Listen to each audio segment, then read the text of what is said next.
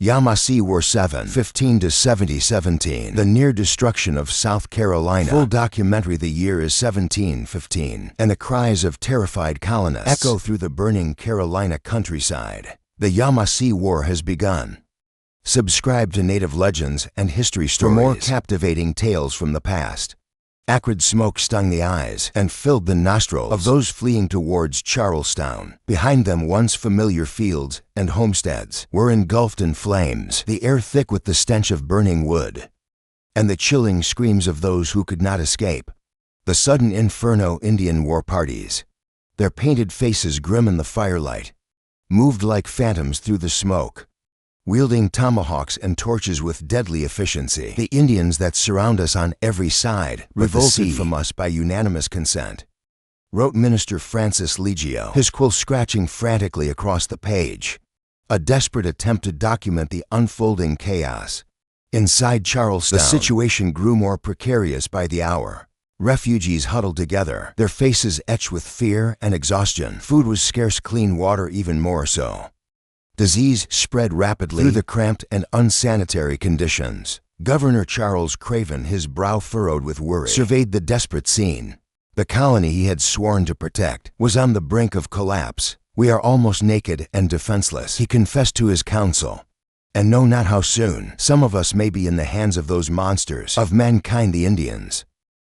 Reverend Thomas Hassel, his voice trembling, sought answers in Scripture. "When you are gathered together within your cities, I will send a pestilence among you, and ye shall be delivered into the hand of the enemy." He read aloud from Leviticus, his words fueling the fear that gripped the hearts of the colonists. Yet this war, as with many conflicts throughout history, had not been inevitable for decades. A tenuous peace had reigned between the colony and the native tribes. Trade had been the lifeblood of their coexistence, with deerskins flowing from the forests into the hands of eager colonists, exchanged for European tools, weapons, and trinkets. The native tribes, in turn, served as a protective barrier against common enemies, the Spanish lurking to the south, the French encroaching from the west, and the tribes further inland, who were often the target of brutal slave raids. South Carolina, founded in 1670 with dreams of plantation riches, initially faced a harsh reality. It took decades for the colony to establish rice and indigo as profitable crops. In the meantime, they relied on exports of cattle, hogs, and the ubiquitous deerskins. Tragically, they also relied on the trade of Indian slaves. Deerskins, also known as buckskins, were so central to the early Carolina economy that they were used as currency. $5 for that fine knife a trapper might barter, or $10 for a warm winter coat. A colonist might offer the term buck. Eventually became shorthand for the dollar we use today. Ironically, the lord proprietors, the 8 aristocrats who governed the colony, had expressly forbidden the Indian slave trade, recognizing the inherent danger it posed. However, the vast distance separating the colony from its rulers, and the relentless pursuit of profit, led to lax enforcement. Wealthy colonists, known as the Goose Creek Men, saw an opportunity to exploit this. They actively encouraged tribes like the Yamasee to participate in slave raids, offering guns, powder, and other valuable European goods in exchange for captured natives. The Yamasee, unlike many of the more established tribes in the region, were relative newcomers. A composite people thrown together by circumstance is how writer Scott Wood Denzel described them. A blend of various displaced groups who had coalesced into a distinct tribal identity. First documented by the Spanish in St. Augustine in 1663, their numbers gradually increased as they migrated north and settled in the Port Royal area of South Carolina. By the early 1700s, 10 Yamasee towns thrived in the region, with a total population of around 1,300. During this period, South Carolina established a network of trading, sending traders to live amongst the Yamasee Creek, Chickasaw, Cherokee, Catawba, and other tribes for a time. These trade relationships fostered a sense of peaceful coexistence. The Yamasee even allied with South Carolina in earlier conflicts, their warriors fighting alongside the colonists. Thomas Nairn, the colony's Indian agent, famously declared in 1710 that all of the Indians within 700 miles of Charlestown had been made English subjects. However, this seemingly harmonious relationship masked a growing tension. The insidious problem of escalating debt. Unscrupulous colonial traders readily extended credit to the Yamasee and other tribes, allowing them to purchase goods in anticipation of future payment, typically in the form of deerskins. This system worked well as long as deerskins remained plentiful. However, a decade of overhunting had taken its toll, and the deer population dwindled, making it increasingly difficult for the Yamasee to meet their obligations. By 1711, the Yamasee faced a staggering collective debt of over 100,000 deerskins, a sum greater than the colony's typical annual export. Desperate to recoup their losses, the colonial authorities pushed the already active Indian slave trade into overdrive. It is reported that some of our inhabitants excite them, Indians, to make war amongst themselves to get slaves, which they give for our European goods, wrote Minister Francis Lejow in his journal, a stark indictment of the colony's exploitative practices. An enslaved Indian was worth far more than a deerskin, and many Yamasee, facing the crushing weight of debt, saw this as a way out between 1617 and 1715. It is estimated that 24,000 to 51,000 Native Americans were sold into slavery from South Carolina, a number exceeding even the number of African slaves brought into the colony during the same period. As debts remained unpaid, Carolina traders grew increasingly aggressive. Some resorted to threats, vowing to enslave the families of those who could not pay, further inflaming tensions with the Yamasee and other tribes. The colonists, despite their advanced weaponry, were vastly outnumbered by the native population. A census conducted in early 1715 revealed the extent of this disparity. The colony counted 141 Native American towns with a combined population of 28,000. In contrast, South Carolina had approximately 7,000 colonists, supplemented by 4,000 enslaved Africans. This census, while intended to gather information, was perceived by many Native Americans as a sinister precursor to further enslavement. Amidst this growing unrest, Governor Charles Craven dispatched a small delegation to meet with the Yamasee at Pocataligo, one of their main towns near Port Royal. The delegation, comprising at least 6 individuals, was tasked with a dual mission: to appease the Yamasee and secure their support against the Lower Creek, who were rumored to be planning an attack on the colony. However, this diplomatic effort was fatally undermined by internal conflict and miscommunication. The delegation included 2 men vying for the same position: Thomas Nairn, the incumbent Indian agent, and his rival John Wright. Instead of presenting a united front, they held separate meetings with the Yamasee, leading to disastrous consequences. Nairn, in his meeting, adopted a conciliatory approach. He assured the Yamasee of the colony's friendship, promising that Governor Craven would personally address their concerns about debt, and that there was no intention of displacing them from their lands. He even condemned the aggressive tactics of the traders, assuring the Yamasee that they had no right to enslave them. Nairn's words were well received, leaving the Yamasee optimistic about a peaceful resolution. However, their hopes were shattered when John Wright, eager to undermine his rival, held his own meeting. Instead of building on Nairn's success, Wright adopted a confrontational stance, threatening the Yamasee and insulting their pride. This schizophrenic policy, as historian William L. Ramsey termed it, left the Yamasee bewildered and suspicious. They debated late into the night, uncertain of the colony's true intentions. By daybreak, they had reached a decision. The war paint came out at dawn. Their terrible war whoop was heard, and a great multitude was seen, whose faces and several other parts of their bodies were painted with red and black streaks, resembling devils come out of hell, wrote a horrified colonist. It is usually in this guise that they appear in war. The red indicates war, and the black represents the death without mercy, which their enemies must expect. The Yamasee attacked swiftly and decisively. They threw themselves first upon the agents, and on Mr. Wright, seized their houses and effects, fired on everybody without distinction, and put to death with torture in the most cruel manner in the world. The account continued. This vivid account of the Yamasee attack comes from a letter written by Charles Rodd, a colonial merchant, to his employer in London. Rodd's letter, one of the most comprehensive primary sources on the Yamasee War, provides a detailed chronicle of the initial attack on Pocataligo and the harrowing events that followed. According to Rod, one man, Captain Burrows, narrowly escaped the massacre at Pocataligo. He managed to swim across a river, though not without sustaining severe gunshot wounds, one of which pierced his neck and came out his mouth, and the other pierced his back and lodged in his chest, without touching a vital spot. Rod described despite these grievous injuries, Burrows, now essentially a human snorkel, made his way to the nearby settlement of Port Royal to warn of the impending attack. Burrows's arrival in Port Royal sparked panic and a frantic evacuation. While some initially doubted his story, the gaping wounds on his neck and back, coupled with the distant sounds of gunfire and screams, were convincing enough for most. With overland escape routes blocked by hostile forces, the colonists turned to the sea. Hundreds of settlers scrambled aboard a smuggler ship anchored in the harbor, hoping to find safety at sea. Rod writes they received the wretched inhabitants, to the number of about 400. And as night drew on, scarcely had these unfortunates got on board when the Indians entered the plantations, and finding nobody in the houses, came down to the water's edge and fired heavily on the ship all the night but killed no one.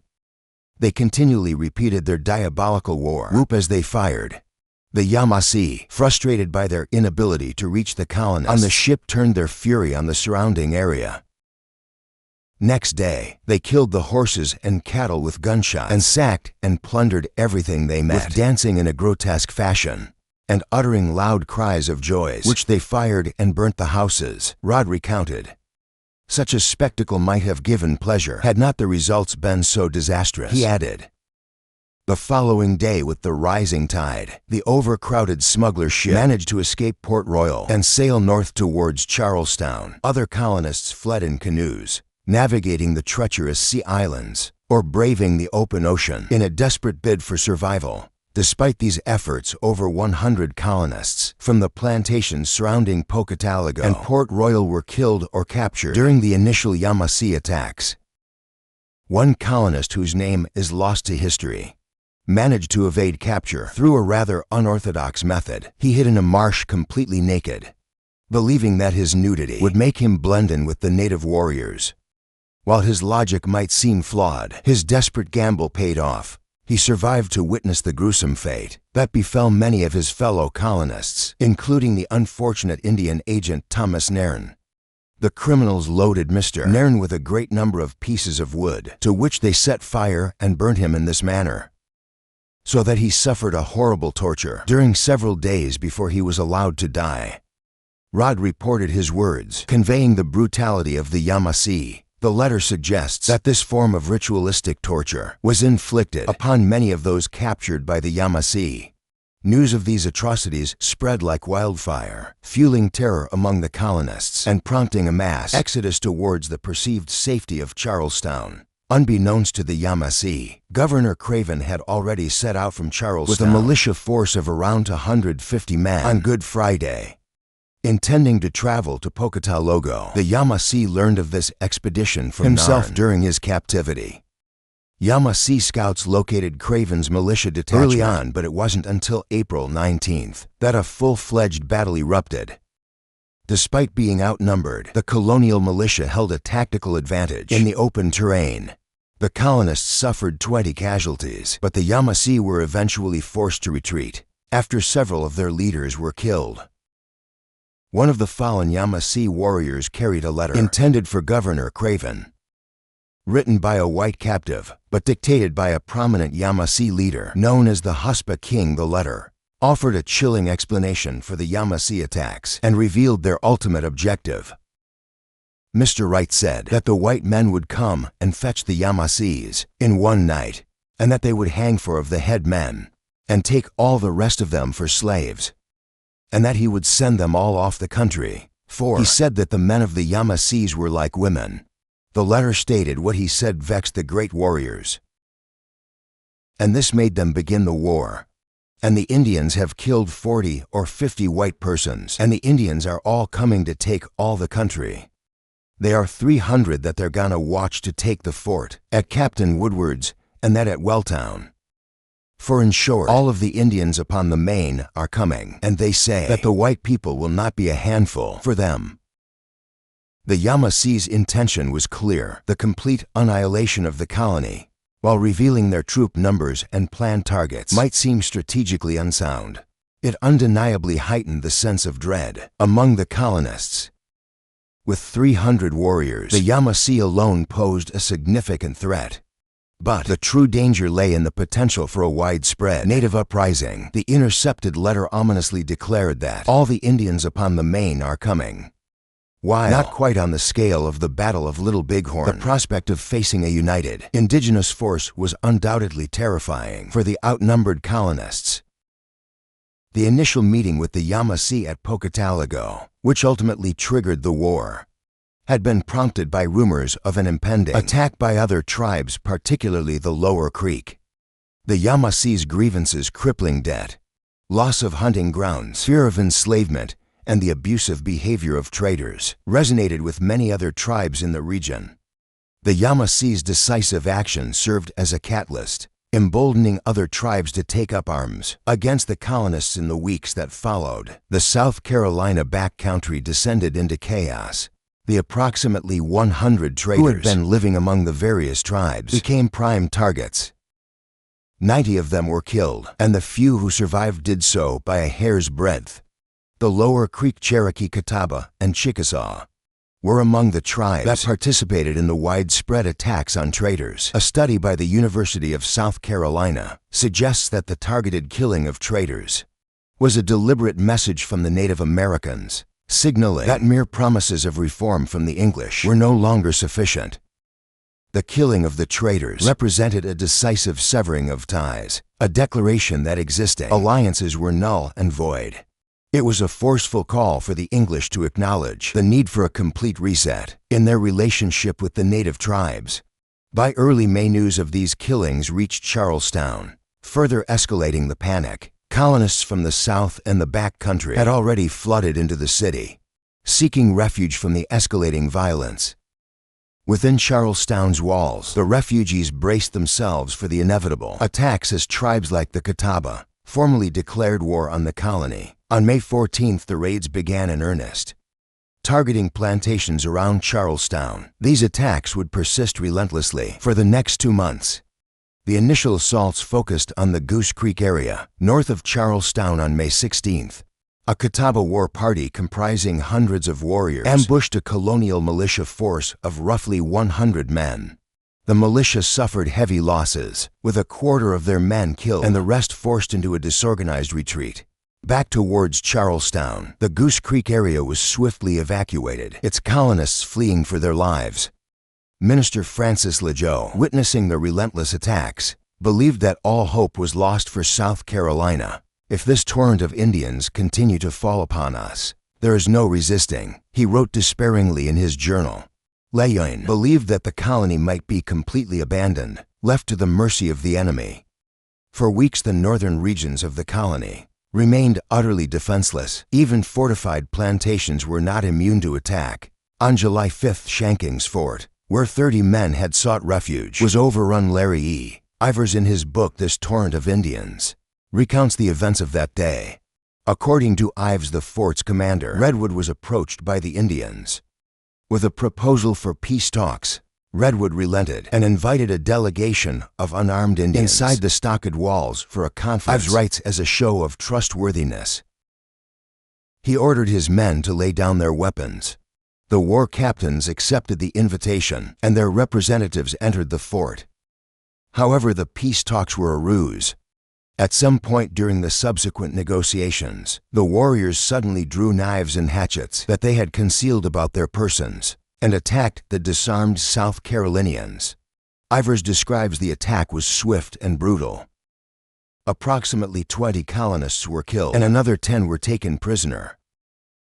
The violence continued unabated throughout the countryside, with plantations razed and livestock slaughtered. The Indians, encountering little resistance, grew increasingly confident. They even sent for their families, presumably to assist in carrying off the looted goods. In a display of overconfidence, they ceased utilizing scouts and patrols, leaving themselves vulnerable to counter-attack on June 13th. This carelessness proved to be their undoing. Captain Chicken, leading a militia force of about 120 men, caught a large war party completely off guard. The militia routed the war party, killing approximately 40 warriors. This victory provided the first significant respite for the beleaguered colony. The Catawba, having suffered substantial losses, withdrew from the war, however. The damage had already been done. The Goose Creek settlements were devastated, their supplies depleted, their homes destroyed. With other tribes mobilizing to the west, the surviving colonists had no choice but to seek refuge in Charlestown. By June and July of 1715, virtually the entire colonial population was concentrated in fortified settlements or crammed within the confines of Charlestown. Throughout May, desperate preparations had been underway. Martial law was declared, and the colonial government commandeered all available weapons, provisions, medicines, and ships. However, these measures were merely a stopgap. Without external aid, the colony lacked the manpower and resources to withstand a sustained assault. Food shortages posed another critical challenge. While crops and livestock remained available outside the city, every Indian raid resulted in the destruction of vital resources. Colonists were trapped, unable to venture beyond the city walls. Without risking their lives, desperate pleas for assistance were dispatched to the northern colonies and the lord proprietors. But there was no guarantee of timely support, if any at all. Virginia offered to send troops, but only on the condition that South Carolina provide enslaved women in exchange. This audacious proposition, though shocking, was a reflection of the complex social and political dynamics of the time. The Virginia governor later remarked that South Carolina's failure to send any enslaved women indicated a lack of seriousness in their request. North Carolina, however, responded with genuine support. By early July, they dispatched 110 men southward, including 60 Native American allies, to assist in the defense of South Carolina. Governor Craven led a militia force north to rendezvous with these reinforcements, but his absence created an opportunity for the enemy. War parties composed of warriors from various tribes, and estimated to be between 500 and 700 strong, crossed the Edisto River at the Pompon Bridge. They attacked Willtown, just as the Huspa King's letter had warned, but they bypassed the fortified settlement itself. The defenders within the fort fired upon the attackers, but the war parties focused their efforts on the surrounding plantations, plundering and burning with impunity. This latest raid brought the war parties to within 12 miles of Charlestown, with the majority of the colony's population concentrated in the city and provisions running low. The situation was dire. The only significant fighting force outside of fortified settlements was Craven's militia, now far to the north. The remaining defenders in Charlestown were outnumbered, outmaneuvered, and on the verge of starvation. One final push from the Native American alliance could have spelled the end of South Carolina. As the people of Charlestown waited in fear, the words of the Huspa King echoed in their minds. The Indians are all coming to take all of the country. Yet despite having the colony within their grasp, the war parties inexplicably halted their advance. The Native Americans held every advantage. They outnumbered the colonial forces by 5 to 1. They could have easily overrun Charlestown, capturing or killing its inhabitants and seizing control of the colony. The potential consequences of such a victory extended far beyond South Carolina. Political leaders in other colonies, such as Virginia Governor Alexander Spotswood, feared the domino effect that the fall of South Carolina might have, inspiring other tribes to unite against colonial rule. However, this decisive blow never came. Governor Craven, receiving urgent news of the raids near Charlestown, immediately abandoned his northward journey to confront the enemy. Ironically, his forces had just spent an entire day crossing a river, only to turn around and spend the rest of the day crossing back. The large war party, for reasons unknown, retreated westward before Craven could engage them. They withdrew satisfied with the plunder, scalps, and widespread destruction they had wrought. As a final act of defiance, they burned the Pompon Bridge behind them, preventing Craven's forces from pursuing them. This marked the end of the major offensive operations in the Yamasee War. The Native American alliance, despite its initial success, ultimately faltered. One common misconception is to view Native Americans as a monolithic entity, but the reality was far more complex. The various tribes were divided by distinct cultures, long-held rivalries, and competing goals. Tribal populations in the 18th century were relatively small, making the loss of even 20 or 30 warriors in battle a significant blow to a tribe's security and survival. Consequently, tribes rarely engaged in battles unless they were confident of victory. This was precisely what had happened to the Catawba. Their significant losses in the Goose Creek raids had forced them to reconsider their involvement in the conflict. Open warfare, with its inherent risks, was not a sustainable strategy for the Native American tribes. Raids, on the other hand, offered a means of inflicting damage while minimizing casualties.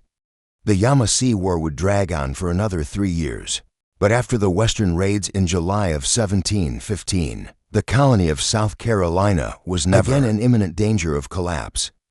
Many tribes that had initially joined the war effort soon found their commitment wavering. Several factors contributed to this shift in allegiance. Old rivalries resurfaced, and the lure of trade with the Europeans proved difficult to resist.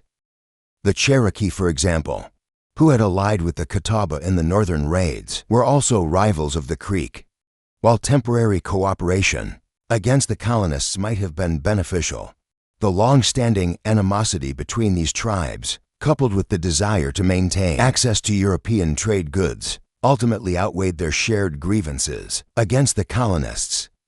Furthermore, the Native American war effort was hampered by supply shortages, guns, and gunpowder, essential for waging war against the well-armed colonists, became increasingly scarce. Some tribes, recognizing their dependence on these European goods, chose to switch sides, aligning themselves with the colony. In exchange for continued access to vital supplies, the colony, now facing the very real threat of annihilation, adopted a more conciliatory stance towards the Native Americans, recognizing the urgent need for allies. This shift in attitude, coupled with the expulsion of the Yamasee, created opportunities for other tribes to forge new alliances and secure advantageous trading partnerships. The Catawba, for example, who had inflicted significant casualties on the colonists north of Charleston, saw the Yamasee's expulsion as a chance to become the colony's primary trading partner. They seized this opportunity, solidifying their position within the colonial system. Meanwhile, shipments of much-needed firearms arrived from Virginia and Boston, bolstering the colonists' confines and their ability to defend themselves. While small-scale raids, primarily from the lower Creek, persisted until 1717, the tide had turned. The colony had weathered the storm, and its survival was no longer in doubt. The Yamasee, who had ignited the conflict, ultimately paid a heavy price for their defiance. By August of 1715, a quarter of their population had been enslaved, and the survivors were forced to flee South Carolina. Some sought refuge with the lower Creek, while others joined the Spanish in St. Augustine. The Yamasee War, though named after them, was not solely their doing. They were merely the first to act, driven by desperation and fueled by the manipulative actions of certain colonists. In the aftermath of the war, South Carolina underwent significant changes. The Indian slave trade, a major catalyst for the conflict, was effectively eradicated. However, the colonists' reliance on enslaved labor did not diminish. Instead, they shifted their focus to the burgeoning African slave trade, perpetuating a cycle of exploitation and violence. The Yamasee War highlights the devastating consequences of greed, exploitation, and the clash of cultures. While the colonists ultimately prevailed, their victory was far from absolute.